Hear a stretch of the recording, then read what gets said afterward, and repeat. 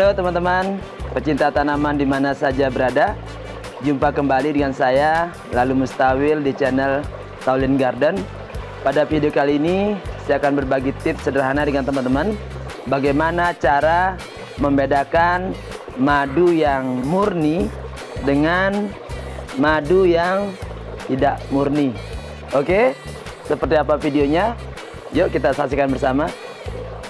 Ya teman-teman, di sini ada madu murni ya, hasil panen kita sendiri, madu dari lebah trigona. Nah ini teman-teman, madunya udah lumayan banyak ini ya, sudah siap untuk kita panen ya.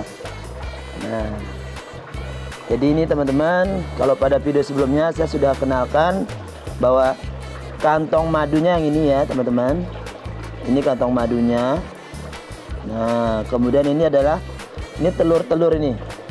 Nah ini telur ya, ini juga telur nih ya. Yang agak coklat tuanya adalah telur yang siap menetas, bentar lagi akan menetas. Yang agak putih ini adalah telur muda ya. Nah ini udah lumayan, jadi ini bisa juga kita panen teman-teman ya. Nah, supaya nanti kita bisa melihat seperti apa madu yang murni itu sebenarnya. Namun teman-teman sebelumnya ya, sebelum saya mulai, silakan teman-teman tekan tombol subscribe dan nyalakan notifikasinya, karena setiap minggu akan ada video-video terbaru yang menarik dari channel Taulin Garden. Oke? Ya ini teman-teman, kita akan panen ya sebagai sampel nanti. Oke, ini bisa kita ambil.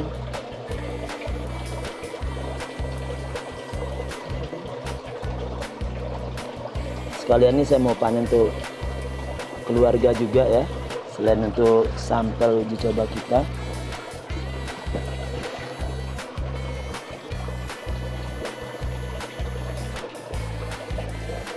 Jadi teman-teman, untuk panen madu dari lebah trigona ini cukup kita menggunakan alat seperti ini aja ya, pisau. Ini madunya sudah cukup banyak teman-teman, bisa kita panen.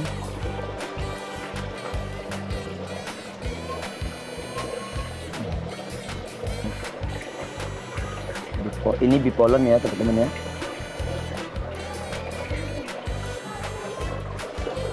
Ya cukup dulu ya teman-teman ya, untuk sampel saja. Ya kita tempatkan di tempatnya semula. Oke teman-teman, di sini kita sudah punya dua sampel madu. Yang pertama ini madu trigona ya, yang kita panen tadi. Nah yang kedua ini madu yang saya beli di pasaran ya. Kita tidak sebutkan labelnya, tapi saya beli di pasaran tadi. Nah sekarang kita akan melihat apa ciri-ciri dari madu murni dan apa yang membedakannya dengan madu tidak murni. Oke, untuk yang pertama teman-teman, untuk mengenali apakah ini madu murni atau tidak murni, itu yang pertama ketika teman-teman membeli, tentunya teman-teman akan mengetahuinya dari harganya ya. Untuk madu yang murni teman-teman, seperti madu trigona ini, dengan botol seukuran 250 ml ini biasanya kita jual seharga 130.000 ya. Nah ini tadi sebotol 250 ml ini tadi saya beli di pasaran hanya 50.000 gitu ya. Nah jadi kita akan melihat ini murni apa enggak gitu ya. Jadi yang pertama, kita bisa mencurigainya dari harganya. Madu itu ketika dia murni maka dia punya nilai yang lumayan ya. Tapi ketika dia cukup murah maka kita patut mencurigainya. Itu yang pertama. Selanjutnya teman-teman, cara yang kedua untuk mengenali apakah ini madu murni atau tidak, itu kita bisa menggunakan air ya. Nanti kita akan lihat bedanya seperti apa. Ini ada 2 gelas, saya tuangkan air ke dalamnya ya. Ini teman-teman, Jika dia itu madu yang murni, kalau kita tuangkan dia ke dalam gelas yang berisi air, maka madunya akan tetap ngumpul bersama madunya, ya, tidak langsung terlarut bersama air dalam gelas ini. Ya, kita lihat. Ini kita mulai yang pertama dari madu hasil panen tadi, ya, madu trigona. Kita masukkan kemari. Nah, ketika dia terjatuh, dia tidak langsung larut bersama air, masih ngumpul, ya, madu dengan madunya. Nah, seperti itu. Nah, ini ya. Jadi kalaupun dia sudah jatuh, madunya masih tetap mengumpul di bawah. Kita ulangi lagi. Seperti ini. Nah, walaupun dia jatuh, teman-teman, ya, walaupun dia jatuh pun kelihatan di sana. Jatuhnya tetap ngumpul bersama madu itu sendiri, ya. Dan di bawah pun masih mengendap di bawah, ya. Ini. Tidak langsung terlarut. Lain halnya nanti kalau kita aduk, ya. Nah, sekarang kita lihat yang madu yang saya beli di pasaran ini.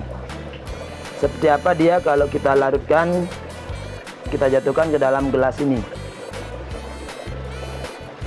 Ya.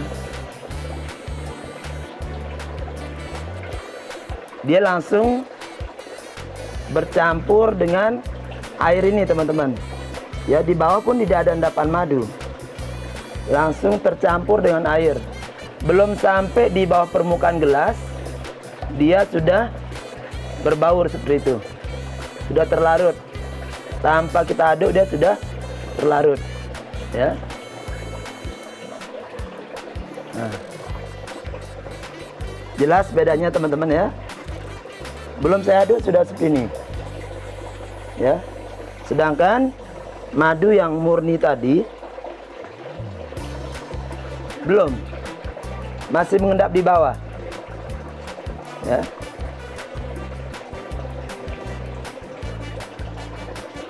Nah, selanjutnya, teman-teman, cara yang ketiga yang dapat kita lakukan untuk menguji apakah madu yang kita miliki itu murni atau tidak murni, itu adalah dengan cara membakarnya. Siapa caranya? Jadi ini saya sudah menyiapkan 2 lilin, ya, dan berikut 2 sendok untuk kita bakar, ya. Jadi ini sendok yang pertama, ya. Ini adalah madu hasil panen tadi, ya. Kita masukkan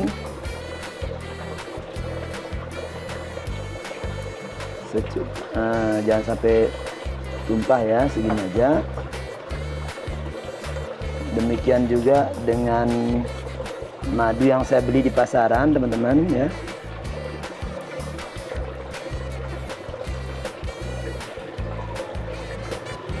Cukup, ya.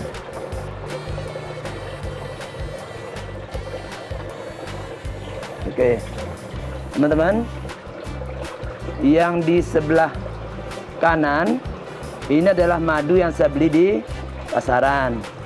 Yang sebelah kiri ini adalah madu hasil panen kita. Nah, seperti apa? Kita akan bakar sama-sama. Seperti apa reaksinya ketika kedua sampel ini kita bakar.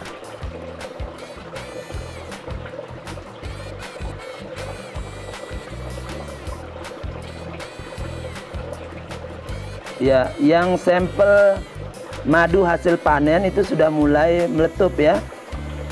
Yang saya beli di pasaran itu belum meletup. Nah, jadi titik didihnya mungkin lebih rendah, ya. Nah, udah mulai meletup juga yang saya beli di pasaran, ya. Kita akan melihat seperti apa jika dia meletup, ya, atau mendidih kalau kita bilang. Nah, udah mulai kelihatan, teman-teman, bedanya. Madu murni, teman-teman, jika dipanaskan, maka gelembung letupannya lebih besar. Ya. Nah, itu terlihat, teman-teman. Dia meletup lebih besar, nah, sampai membentuk gelembung udara besar seperti itu. Tapi madu yang tidak murni, meletupnya pelan. Ya. Seperti itu. Madu yang murni ini, teman-teman, sampai tumpah dari sendok. Ya. Jadi ini ciri-cirinya, dia adalah madu murni. Meletupnya membentuk gelembung udara yang besar dan sampai tumpah dari sendok. Nah, ya. Jadi jelas ya, teman-teman ya. Nah, ini tumpah-tumpah nih. Nah, itu. Ya. Jadi kelihatan beda jauh, ya.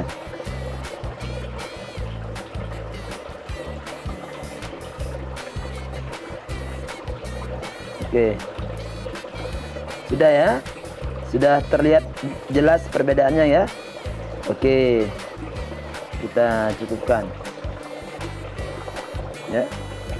Ini asli, dan yang sebelah kiri ini madu murni, sebelah kanan ini madu yang tidak murni. Ya. Kelihatan. Setelah dibakar pun tekstur madu yang murni ini menjadi sangat kental, teman-teman. Kental sekali setelah dibakar. Ya. Nah. Sedangkan madu yang tidak murni ini tetap encer walaupun kita bakar. Encer. Ya, encer sekali. Itu perbedaannya. Oke. Cara keempat, untuk dapat mengetahui apakah madu yang kita miliki itu madu murni atau tidak murni, itu kita bisa melihat dengan menggunakan kertas koran ini. Ya, jadi kita akan lihat bersama seperti apa perbedaannya. Ya, yang pertama ini madu dari hasil panen kita, teman-teman ya. Kita akan lihat. Ini, teman-teman, dari kekentalannya saja sudah beda ya. Begitu kita sendok ini madu, terus kita angkat seperti ini, dijatuhkan, dia tidak terputus, kelihatan kentalnya ya. Nah, seperti itu. Oke. Nah, sekarang kita akan coba jatuhkan ke kertas koran ini. Seperti apa nanti jadinya ya.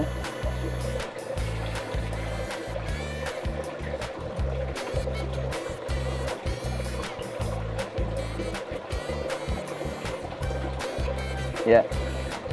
Ketika kita jatuhkan di kertas koran, kelihatan bahwa dia memiliki gaya kohesi yang kuat. Artinya dia cenderung untuk mengumpul bersama sesama madunya, tidak nyebar ke kertas koran itu. Ya, kita biarkan seperti itu. Nah, kelihatan, masih tetap kelihatan bulat begitu. Ya. Nah, yang kedua ini, teman-teman, madu yang tidak murni tadi, ya. Jika kita lihat dari kekentalannya, nah ini terlihat kurang kental, seperti lebih mirip kepada air ya. Nah, seperti itu. Ya mungkin ini dicampur atau apa, kita nggak tahu ya. Yang jelas kekentalannya sangat kurang, teman-teman. Kalau kita jatuhkan, tidak menyambung ya, jatuh seperti tetesan air. Ya, ini biar jelas. Jadi beda cara jatuhnya tadi. Ya, jatuh seperti tetesan air, tidak kelihatan kentalnya. Nah, kalau kita bedakan tadi ya, ini madu yang murni. Kalau kita jatuhkan bersama, ini nyambung terus, ini enggak ya. Nah, kelihatan bedanya teman-teman ya. Jatuh seperti air. Saya ambil lagi. Jadi dari kekentalan saja itu sebenarnya sudah bisa dilihat. Nah, jatuhnya cepat dan tidak menyambung, putus-putus seperti air. Ini madu yang asli jelas kelihatan. Ya, dari kekentalan saja kita sudah bisa melihat. Nah, tadi madu murni sudah kita jatuhkan ke koran. Bagaimana kalau madu yang tidak murni ini kita jatuhkan ke kertas koran ini? Seperti apa?